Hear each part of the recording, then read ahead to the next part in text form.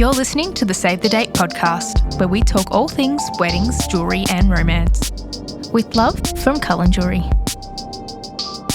Hello and welcome back to the Save the Date podcast. I'm Sheridan. And I'm Juliette, and we are so happy you're here. In today's episode, we are going to be giving you all of our hottest tips and tricks for having a wedding fit for an introvert. So we'll give you a rundown on introverts and extroverts, how to know which you are, and why you might like to do things differently if you are an introvert when it comes to wedding planning. So sit back, relax, and let's get straight into the episode. Okay, so to start off, introverts versus extroverts, what actually are they? So basically, these are personality types, and there are different kinds of introverts and extroverts. And basically, what it refers to is where somebody actually gets their energy from. So it's kind of thought, I guess, that an introvert is just a shy person and an extrovert is someone who's super outgoing. But that's not actually just what the meaning of introvert or extrovert is. Obviously, like it is, I guess, more common for an introvert to be more shy. But yeah, it literally just refers to where they get their energy from. So an introvert is somebody who receives their energy from being alone or in small groups, like in social settings rather than really large groups of people. So an example of this is that like at the end of the work week, they might like to go home and like decompress alone rather than like going out for drinks with the work team or something like that. They tend to feel drained after social interactions. And another note for introverts is that they tend to process their thoughts in their heads rather than like talking them aloud with everybody else. Then we've got extroverts, which is basically the opposite of introverts. So they feel energized after socialization and collaboration. So they really get their energy from bouncing off people and being, you know, in those social settings. Yeah. And they're more inclined to finish off their work week by enjoying time with others and social gatherings. And that's really what fills their cup. So it's super common for people to be a mix of both, like I kind of mentioned.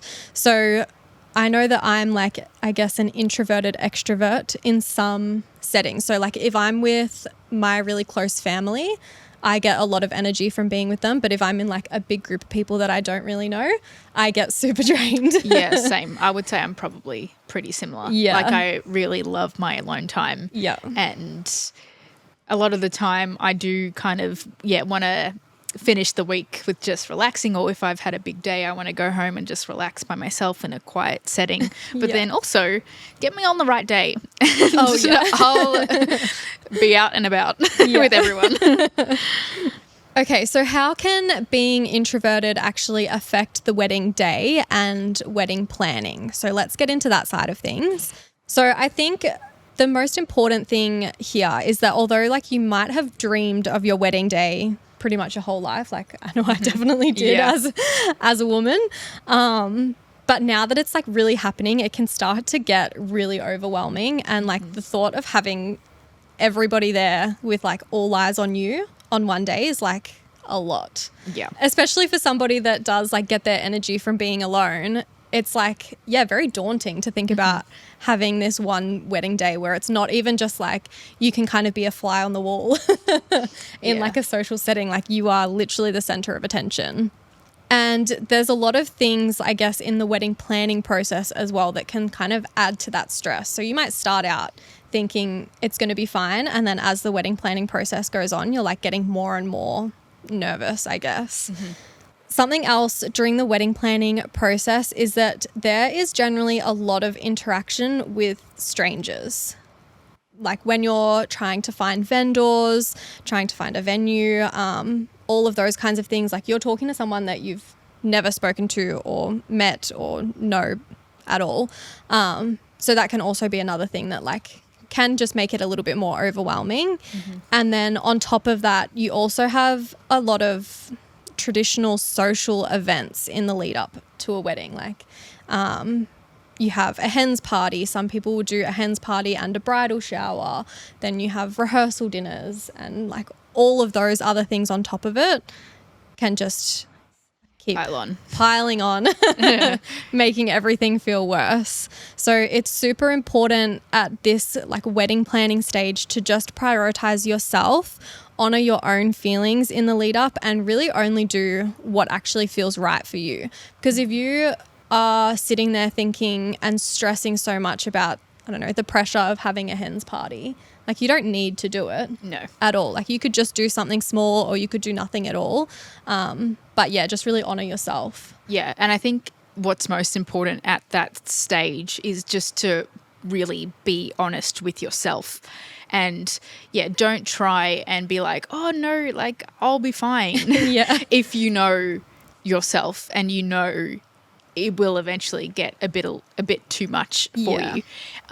Because again, I feel like there is this kind of approach to weddings, or traditional approach to weddings, that people kind of expect you to do all these different social events, and you might get that kind of pressure, or in the moment you might feel that pressure to be like, oh no, like I'll be fine, I'll just do it because that's what everyone else does. But just be honest with yourself and really be like, you know, you're not going to fare well or fend well in those situations. Yeah, 100%. Okay, so let's get into some tips for what you can do to try and make this wedding planning process a lot less overwhelming. And the first one is to really get into the nitty-gritty and discuss your wedding vision with your partner, and make sure that from the get-go you and your partner are aligned with like how you want your wedding to look. Yes. And I think this could be one of the most important things. Yeah. Because especially, I know sometimes people say opposites attract. So you could be an extremely introverted person, but you're about to marry someone who's the complete opposite to you, who wants all those social events. And it's so important to be on the same page and be honest with them about your feelings and finding that happy medium between you both. You may both be on the same page. You may both be really introverted and very quickly and easily agree on a very more like toned back social wedding. But if your partner is the opposite to you, I suppose that's when it's important to really be clear with each other about what you want and your feelings.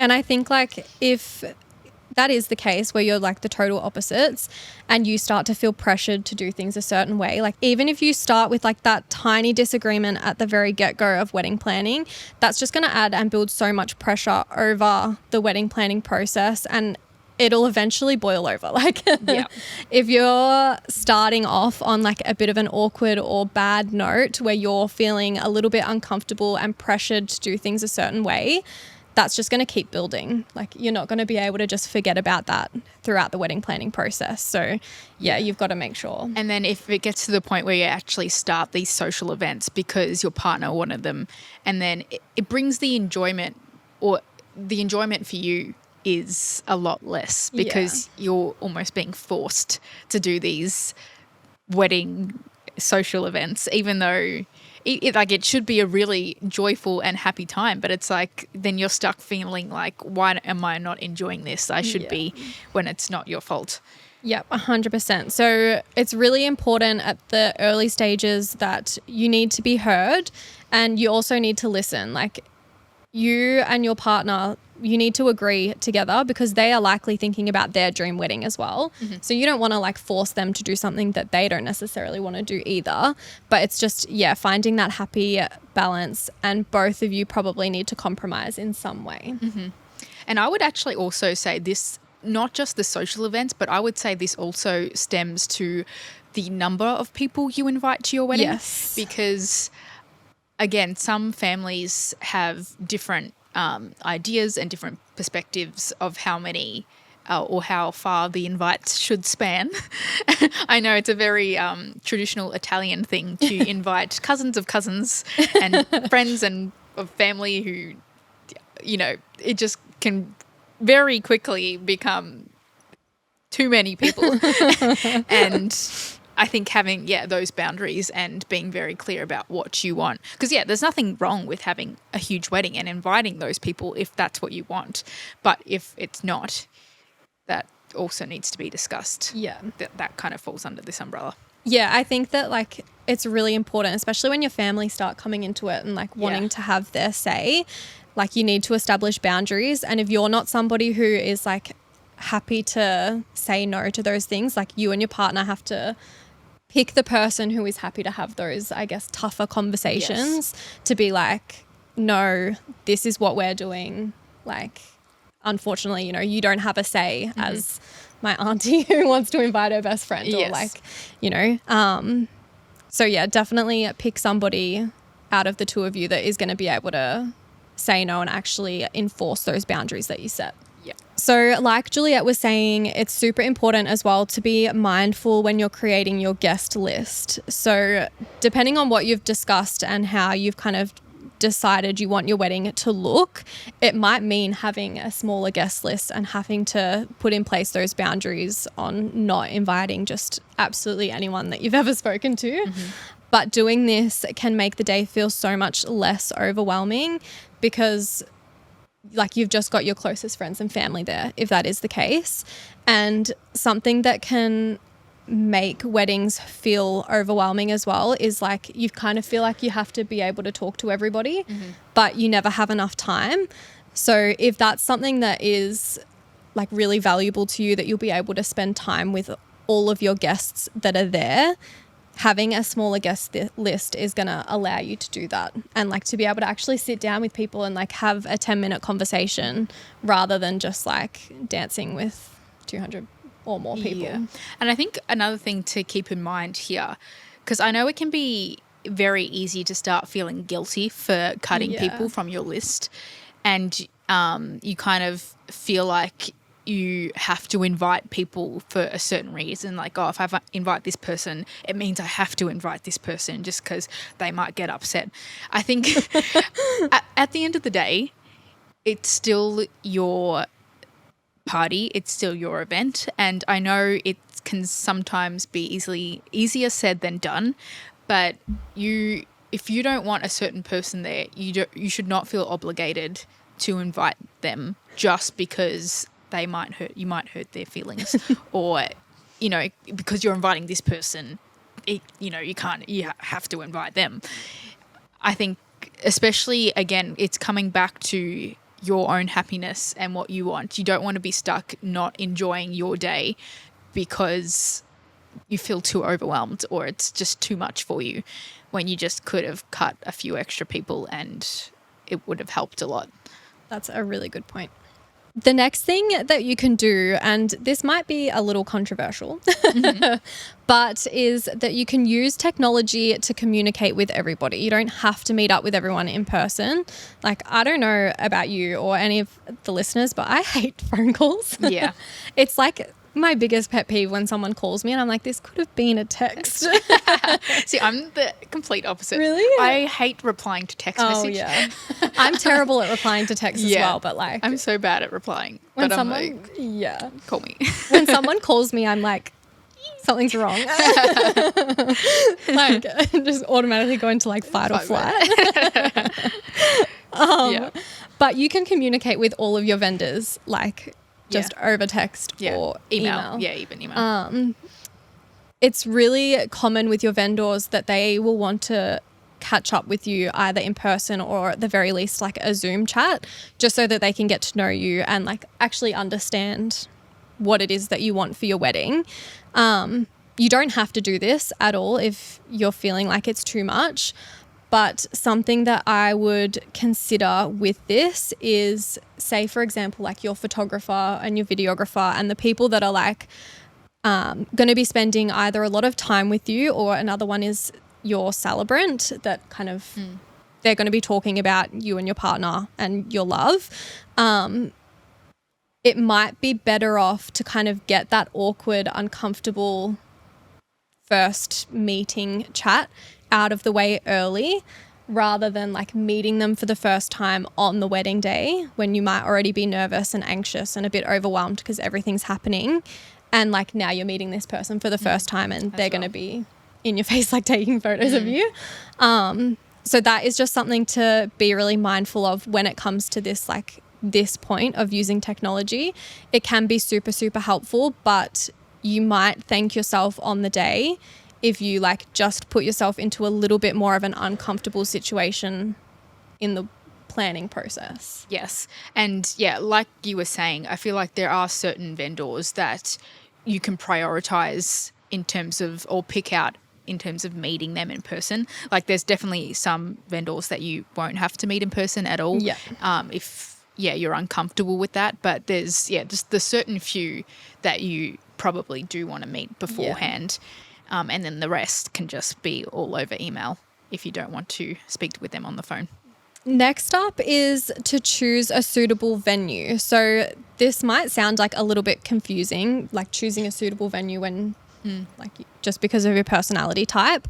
But the main thing here is obviously you want somewhere that's going to suit the style and like the vibe that you're wanting for the wedding, but you also want to be able to walk in and feel comfortable when you like walk into the place. The people, you get along well with them, you're comfortable around them, because you are going to be spending like a lot of your time there. And you want to remember the day as like feeling comfortable in the environment that you're in. Something that you might kind of look for, I guess, in a venue is that it has little like nooks of quiet spaces. So an example of this is the venue that we had our wedding in. They had like a couple's room. So if you wanted to at any point, like throughout the day or night, you could just go into that couple's room. It was like VIP. So like unless you'd specified that certain people could go in, they weren't allowed into that room. And it just meant that like you kind of had that little quiet space where if you wanted to take a minute with just your partner and like away from the party and away from the loud music and all of that kind of thing, you could. And so that's like just like a nice thing to think about that you might not kind of initially think of when you're looking for a venue. Yeah. And I feel like a lot of venues as well, like sometimes those rooms can double up as like a gift room or like a coat/bag area for your guests, which throughout the night is probably like not many people are going in there. But yeah, I feel like it is a nice idea. Even if you just want to like touch up your makeup or something and not be in the public bathroom with all your other guests, where again, you'll like, I feel like as the bride or the groom or whoever's getting married, wherever you go throughout the night, you're probably going to be bombarded with people who want to either take a photo, talk to you. So even just, like having like a little private bathroom or something could even make the biggest difference, because it's still that 5 minutes by yourself, even if it's just a bathroom break for you. Yeah, 100%. And also, if you have like a venue that has these little quieter spots, chances are if you're introverted, you also have introverted guests. So if you have somewhere that like isn't necessarily the VIP room like what we had, but is just away from the dance floor where like people who are a bit more introverted, or even like grandparents or older like aunties and uncles, like they might want to go away and like have a cup of tea towards the end of the night and not have to be right in the middle of the dance floor with like loud pumping music from the DJ. So they're going to appreciate that as well as your guests. It's not just like you that might get the benefit from it. And that could even be something as simple as like the venue having a little foyer area where it's like it's kind of sheltered a little bit from that really loud music and the hustle of everything that's going on in that room. And usually those foyers just have like a couch or two, and it's like a little quieter, a little more chill. That's where your guests can go. Next up, during the wedding planning process, self-care is so important, because it can be like extremely emotionally and physically draining planning a wedding. So during that wedding planning period, no matter how long it is, try and plan activities that will allow you to recharge and like actually make sure you prioritize them, whether it's like going for a walk, reading, I don't know, it might be like going away for a weekend and like not thinking about wedding planning at all. But just anything that is going to re-energize you, and also like if you're starting to get really drained, make you excited about the wedding planning process again. This might even mean like something you could do is 1 week on, 1 week off with wedding planning, especially like if you're really introverted and at the end of the work week, like you just want to go home and recharge and like not talk to anybody. it might help you to have like 1 week where you can just absolutely do that. And then the next week, you know, is when you've got to reply to all the emails, organize anything that needs to be done. And then like after you've done that, you have another week to just relax. Yeah. Or even just setting aside maybe 2 nights of the week where it's like these 2 nights are wedding nights and then all the other days not thinking about it. Yeah. If you need to like be, I don't know how quickly you have to reply to vendors, if they can be left waiting a week. Does that matter? It depends, I guess. If you're like booking people in, you need to get like deposits paid and everything, then maybe don't wait a week. But yeah, if it's just like say replying to your celebrant with like our celebrant sent us a questionnaire thing to fill out before the wedding. If it's things like that can kind of wait that aren't super time sensitive. Yeah. Another thing that you can do on the day to kind of help ease your nerves a little bit is to actually do a first look with your partner before the ceremony. Because I feel like that lead up, even though it's your partner standing at the end of the aisle, I feel like there is a little bit of extra nerves and stuff that come along with it just because everyone else is watching you too. So it can kind of help ease your nerves a little bit if you just have that really kind of special quiet moment with you and your partner beforehand, because then I feel like you've kind of connected with each other before, and I feel like it just could really help you just zone out. If you're nervous about walking down the aisle and having everyone watch you, it could really help you zone out with you and your partner if you've already kind of spoken that day and seen each other. Yeah. Also just, I feel like first looks are just so special. Like a lot of people will think about a first look and say, no, absolutely not. Like I want to have that moment when we first see each other walking, you know, down the aisle. But from what I've heard, I didn't do a first look and I kind of wish that I did looking back at it.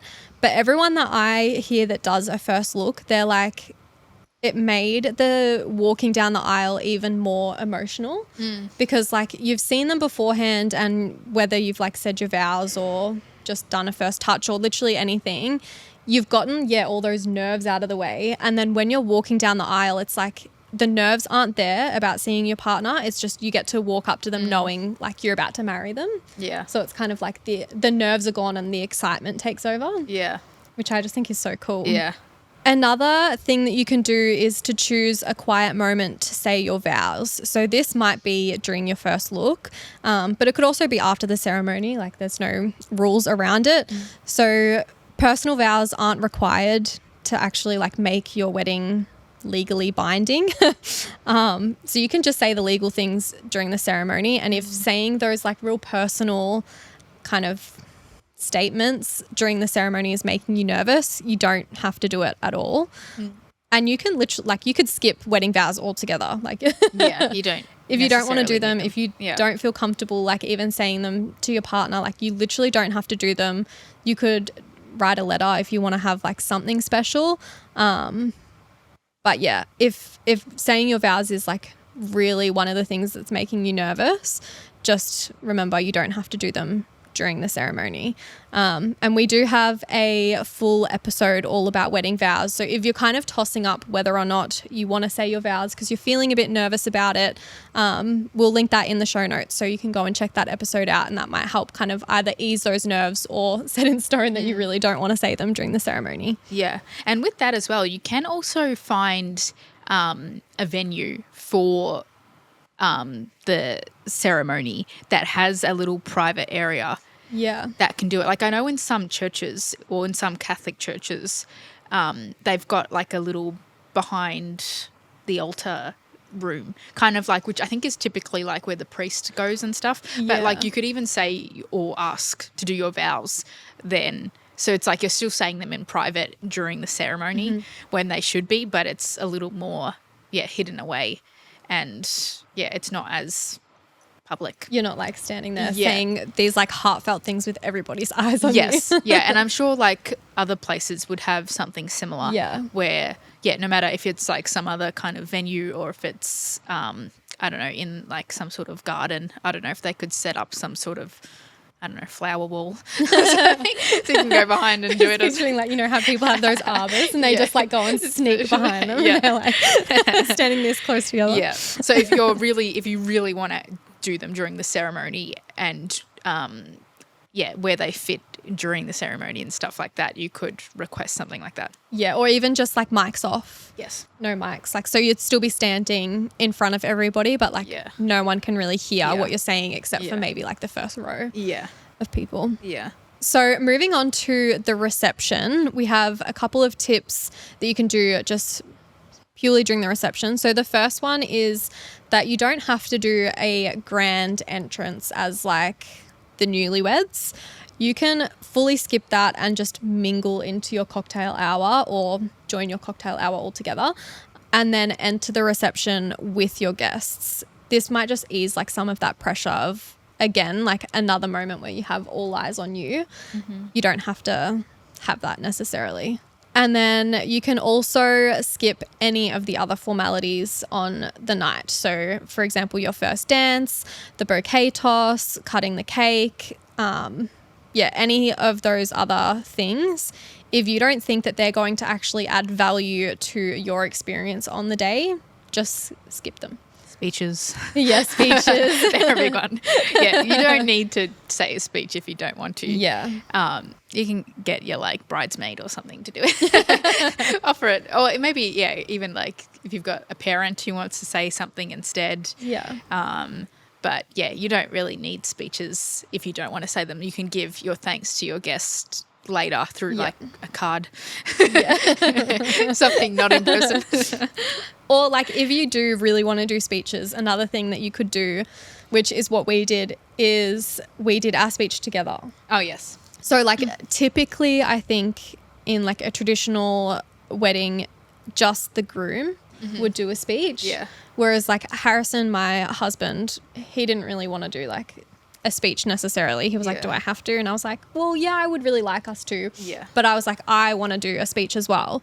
So then we got up together. Then we weren't as nervous about it because it wasn't just like all the pressure on me and like all the pressure on him. We were able to kind of stand up together. And like, if I got nervous, just hold on to him. I know. I'm a maid of honour to my sister, and I have to say a speech. Oh yeah. No, it's fine. I think you'll be okay. But yeah, just palm it off to another bridesmaid. My other sister. That's who the other bridesmaid is. You could do it together then. That's true. Maybe we can do it together. Yeah. But yeah. We'll and a couple of other tips just for throughout the whole day is to plan some downtime into the celebration and actually like have this in your timeline that no one else necessarily needs to see, but like your personal timeline to step away from the crowd with your partner or alone just to like re-energize and also stay engaged with your partner throughout the day and night because there's so much going on. Like you can kind of sometimes get dragged in different directions. So if you have that kind of planned time to like reset with each other, that'll just help you both feel more comfortable if like you're introverted, and then also make sure that you don't feel like you barely saw them. Yeah. You can also plan these moments with intention. So before you do the cake cutting, you can plan 5 minutes by yourself. So then that kind of gives you a moment to like take a few deep breaths, and then you're going to go out there, get the cake cutting done, and then go on with the night. Yep. Or before speeches, before the first dance, all of those moments you can plan your 5 minutes alone before all of those main things throughout the night. So it kind of helps you just mentally prepare for those moments and give you that time to just take a quick breather, which overall will really help throughout the night in general, just taking 5. But then also, like right before you have to go on stage, you can just kind of take a minute to reset. Yeah. Another thing that you can do, and I feel like I must have seen this somewhere, but I can't remember where, is to have like a reset song that your DJ knows and also even like your photographer and videographer know, because generally during your portraits they'll play music just so that it's not like awkward. Yeah. But if you have a reset song that you know, as soon as that song plays, it means that you and your partner need to find each other and like spend a couple of minutes together. Yeah. And then like that can play a few times throughout the night, even like throughout your portraits, because when you're getting your portraits done, yes, you're together, but you're also kind of being like guided to do things by other people that like you're not necessarily thinking about the fact that this is like an hour or 45 minutes that you're spending with your partner. But if your photographer and videographer know what that song is, and then they can just play it like 30 minutes into your portrait session, you're like, oh, okay, like this is kind of a break that we get from you guys posing us. And now we can just have, you know, a couple of minutes while this song plays to like just enjoy ourselves. Yeah. And like have some fun together. Yeah. All right. So overall, I feel like one of the biggest takeaways from an episode like this is that no one size fits all approach to a wedding. You know, there is no one size fits all approach. So it's really about, establishing early what you want, what your needs are, being honest with yourself, having those really open conversations with your partner, and it'll just really set you up for success. And you don't need to conform to what people tell you a wedding should be when it comes to all the social formalities.